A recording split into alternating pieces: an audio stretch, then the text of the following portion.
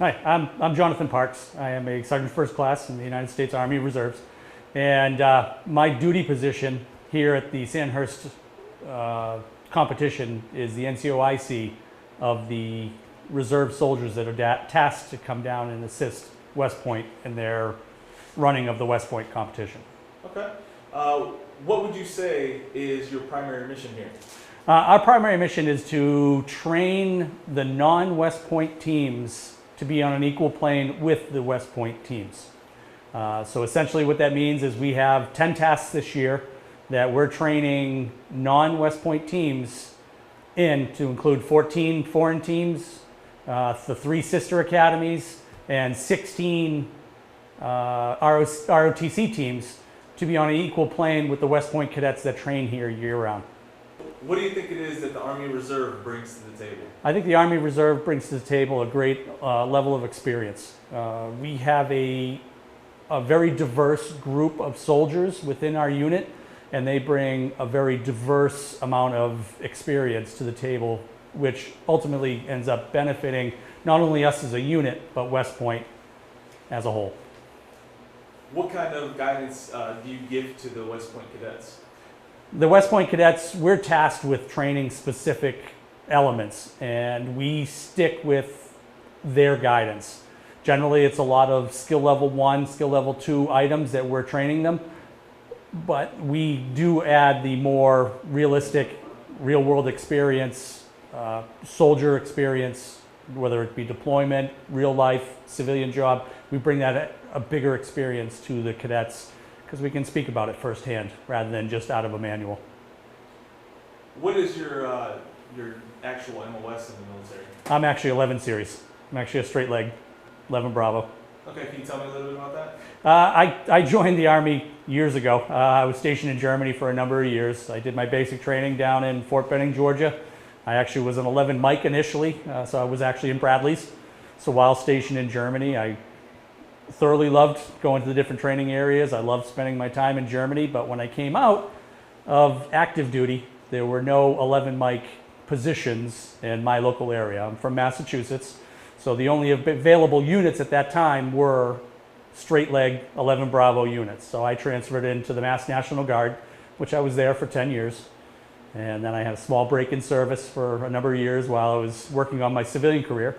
And then I came into the Army Reserves into a 00 golf slot. So the Sandhurst Military Skills Competition is an international cadet competition where cadets from all over the globe come together for a 2-day competition to put together all their skills. I'm not going to say a number of events, because we do have probably about 10 events that they'll be doing throughout the competition, but there's 2 events. It might be a double event, or 2 items they have to take care of in an event. So there are a number of events that they just compete against each other, and they have a lot of fun, a lot of smiles, a lot of pain, because they are walking about 27 miles in a 2-day period. But it's a great event, and it's something that us as Reserve in the Army Reserve truly enjoy. I've been doing this for 10 years, and I look forward to this mission every year. So 10 years ago, it was a recent addition to the 3rd and the 304th. They asked for volunteers to participate in the Sandhurst competition. We didn't know anything about the Sandhurst competition. Once we kind of did a little research trying to find out exactly what the Sandhurst Military Skills Competition was, we had 8 of us they were looking for initially that volunteered to do it. So we came down here for a matter of 4 or 5 days. We opened up a group and 0 range. We opened up a pop-up M4 range, and all we did was facilitate the running of the range, so all the foreign teams at the time could come in, group 0 a weapon, and be ready for the competition itself.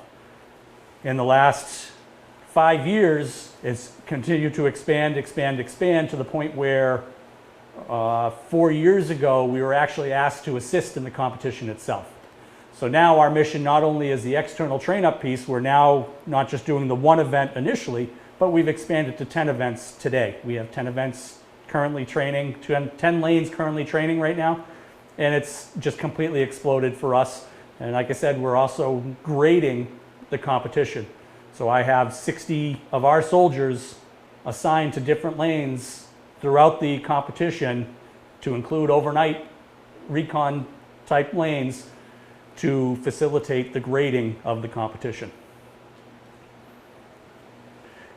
So I think for the Army Reserve, we bring a lot to the table. We have a great relationship with DMI, the Department of Military Instruction here at West Point.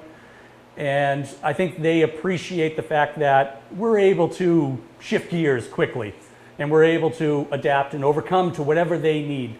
They have a lot of last minute changes that they have to go through, and we're very capable of reacting to those changes.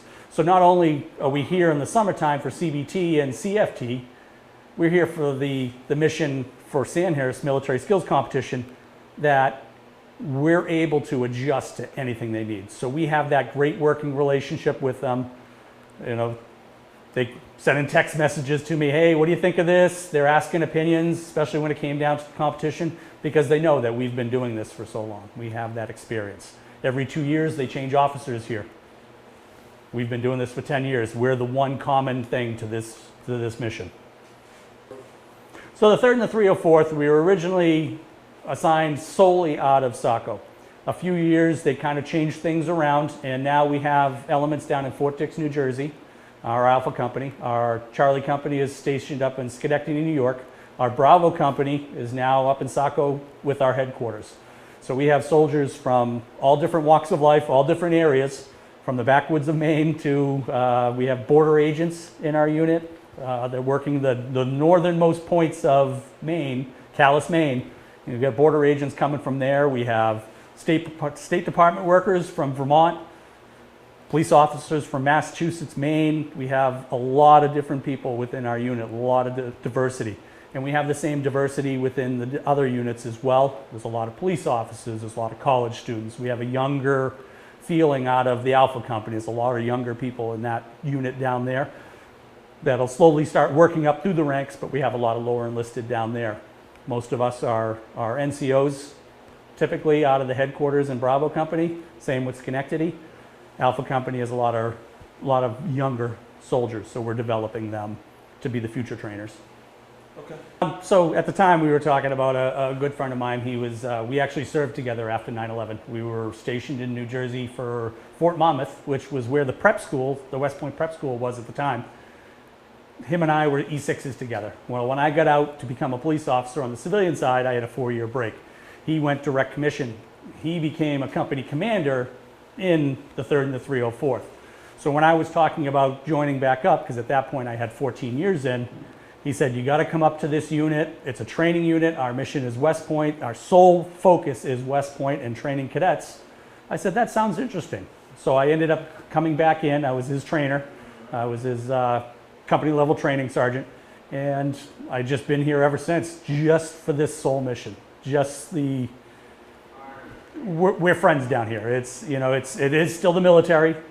All the respect all these officers get down here, but we're friendly. We're very friendly, and it's such a great atmosphere to be down here and to be part of something like this. Good on you. You got a foster kid? Yes. Awesome. Yes. You've been doing that for a while? No, we actually just, so it's actually kind of interesting. Are we recording this? Yes. It's actually kind of interesting because my wife was going through nursing school, Yeah. so I was the sole provider for the income of the family. And while she was going through nursing school, she had to do a clinical in a elementary school, and it just so happened to be in Worcester, Massachusetts, which is one of our inner cities in Massachusetts. I wouldn't say it is inner city, but one of the cities, one of the larger cities in the state of Massachusetts. So while she was following that school nurse around, he had this young child that would come in daily to get his afternoon medication. And she kind of developed a friendly relationship with this little boy, little 8-year-old boy. Actually, at the time he was 7. Little 7-year-old boy, very polite, very respectful, and my wife kind of developed a relationship with him. And he walked out of the school nurse's office one day, and my wife turned to the school nurse saying, "What a sweet little boy." And the school nurse turned around and said, "Yeah, you'd never know it, that he had been in foster care for over 50% of his life." So at that point, we kind of started developing more of a relationship with him, and we started doing weekend visits with him. We started getting more involved in the process, ended up filing for foster care. And we actually took custody of him for foster care the same day my wife graduating nursing school, which was December 14th of this past year. So it was kind of really of a nice heartwarming story because my wife had always wanted to adopt and it just kind of worked out perfect. And we're working towards adoption. Things are still in the works for that, but you know, right now we're his full-time foster family. He lives with us 24/7 and you know, it's kind of fully changed the dynamics of the household. So it's actually pretty interesting. So Sergeant David Palczewski is one of our soldiers that's been here for a number of years. He's actually the one that I briefly mentioned earlier about being a border agent up in Calais, Maine. He's actually a New Jersey native, and when he became a border agent, he ended up moving towards Maine. He's a recent graduate of drill sergeant school. He's a really squared away soldier. He knows his stuff. He's one of those people that we can go to if we have a question or we have an issue, and we can trust him that he will ensure that it's taken care of and taken care of correctly. He's a border agent, and we use him for the, right now we're using him for the M9 training range because we want to utilize his experience as a police officer with sidearms out there on a range. That is something that he's very familiar with and very capable of handling. Cool. Sergeant First Class David Palczewski, Bravo Company, 3rd to 304th Regiment. NCRC of the M9 range for the train-up week for Sandhurst for the external teams. Right now I'm at West Point, New York, United States Military Academy on the M9 range. We are training the teams to get ready for Sandhurst, specifically the foreign teams, those who are not familiar with the M9 pistol. It's fun because there's a variety of what each team knows. You go from a lot of teams that might not have even touched a pistol, so you're kind of teaching them their first time ever touching it, holding it, and firing it. And then you have some teams that are close to professionals with it, where you actually might be learning something from them or even giving them an extra tip that they might not have known before. Well, our unit, it's a variety of MOSs and backgrounds. For instance, our unit, we're from one company in Maine, one in New York, and one at Fort Dix. When we come together, it's great because, just the knowledge they know or experiences or the stories they have to tell us, it's something different than constantly being around the same MOSs or the same people from your area. Sergeant First Class David Palczewski, Bravo Company, 3rd and 304th Regiment. I work for the Border Patrol on the northern border, and the skills we learn there, they do apply in the reserve. Basically, the tactics we learn from using the weapon systems we use there, we use the same things, pistols, rifles. This mission, we're at United States Military Academy, West Point, New York. We're training the cadets that are competing in the Sandhurst competition. Now, these cadets are ROTC, United States, and also from the foreign military academies who are competing in the Sandhurst competition. This week is just the train-up week. We teach them on the weapon systems they may not be familiar with. For instance, all teams don't have the M9 pistol. They may have the Glock or a different weapon system, and we just familiarize themselves with it. There is a language barrier. Sometimes there's a translator, sometimes there's not. That's one example where my Border Patrol skills comes in. We actually know Spanish. We have a lot of South American countries, so I'm able to kind of use my Spanish to assist with instructing them when there's not a translator around. They train different ways from us, so I always like doing, sometimes I'll notice how they shoot. For instance, the last team that I was firing, I noticed they used some of the things that I do as a Border Patrol agent when we're qualling and training that most militaries do not use themselves when they're practicing any type of weapons. Well, I joined the Army. One of the things, I grew up out in the woods playing, just having fun with that, running around with guns. It was just the Army was something that just appealed to me, and I joined 15 years ago, and I just continue to stay. And it's one of those jobs that you constantly come and do, and it just fills that fulfillment, that void that you get stuck. You're doing my civilian career. I love it. I have fun, but this gives me a break. I do something new, learn something new every time I come here. So it just gives me that fulfillment to continue on. I feel like I do have an Army family, especially with this unit, and it's not just me as well. Also my wife. Like a lot of times I'll try to bring my wife to a lot of the events, and she gets along even with the other soldiers. They all know her. My kid as well will come along, and they all know him, recognize him as soon as they see him. They're happy to see each other. So it's not just a family with me, it's actually a family with my wife and kid when we actually come to the unit. I'm in the 3rd or 304th USMA Regiment. Our prime mission is to train West Point cadets. I've been in a lot of instructor units before, and I think being an instructor, it's just one of those, when you see someone who doesn't know how to do something and you take them from 0 and you train them to 100, and in the end they're doing it on their own successfully, it's one of the things that you just feel good about yourself once you do that. I had the opportunity to go to drill sergeant school last year. Our brigade, we support the cadet summer training, which is where ROTC cadets do their basic training at Fort Knox, Kentucky. So they were short drill sergeants. I had the opportunity to go and support that mission by going to the drill sergeant academy first, and it was tough. It was a lot of fun, and it really felt great to be able to achieve that school. I'd recommend anyone to be a drill sergeant, mostly because it's a feeling of accomplishment. It's a very tough school, but not just that it's tough, you actually learn a lot. You become a master at all the basic tasks and skills. Challenging?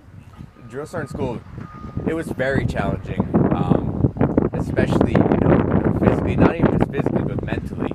You have to be book smart in there and be able to memorize every task, by the book. You can't go off topic, can't make up your own words of how it's done. It has to be by the book. So it's especially, when I was younger, I would have loved a chance to go then, because it would have been a lot easier for me. But even when I went through as a sergeant first class, I was still able to do it because I wanted to complete it. And it was tough, but if you want to do it, you can do it. The experience it's fun. I enjoy it a lot, and it's mostly, you see, especially with the foreign cadets from the foreign military schools, they're a lot of fun, they're friendly, and we always just talk about how our military is and how their military is, and it's just great to get a perspective from them.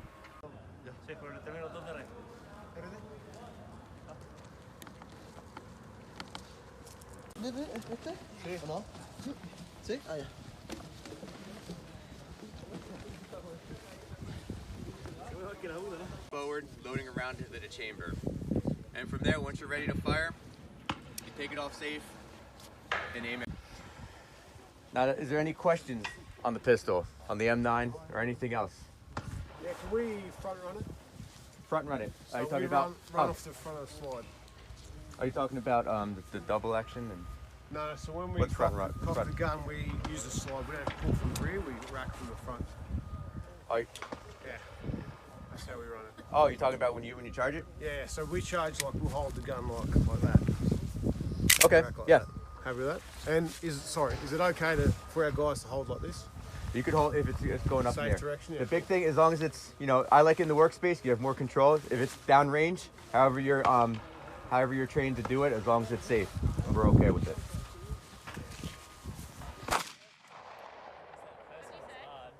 And the second one, I overdo it.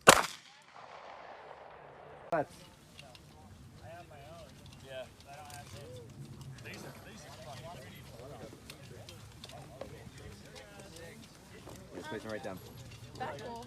No, do you just like that? Oh, That's not safe. Yeah. I got him place it down.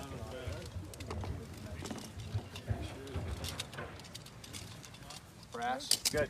Yeah. At this time, we're gonna start picking up some of the brass. And also, once we get some boxes going around, then we could get the targets.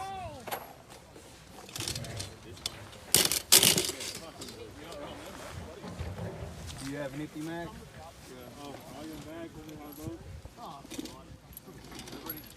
Do you have an empty mag? I've already given them up. You already given them up?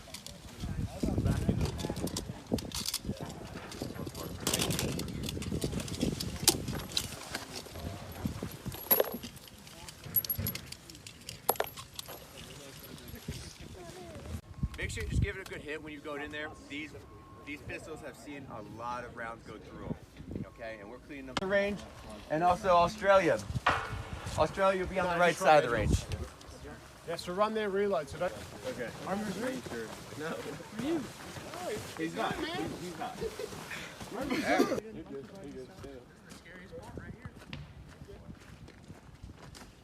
you go. Good job, Alan.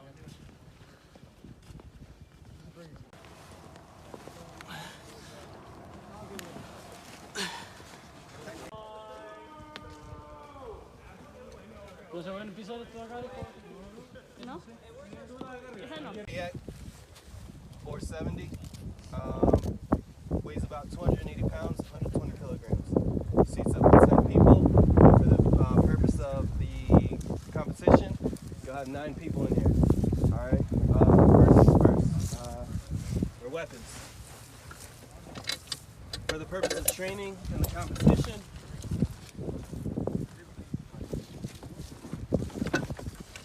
alright, do the front sight post, hook them into the D-ring, just like that. Easy. All weapons will be hooked on like that. Next, your seating. So, I hear you guys already have, experience with the boats. So just make sure that your foot doesn't loop into here, so that in case the boat capsizes, you guys are able to get out. That's most important. And also, after the competition, there's going to be a sock and boot change at the end.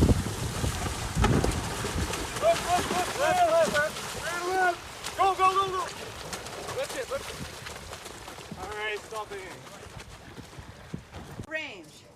The uniform for this range for the cadets that are firing. LBE, Kevlar, Eye Pro, Ear Pro. Fires at this time, take a prone supported position, lock and load your last 5-round magazine, and fire when ready.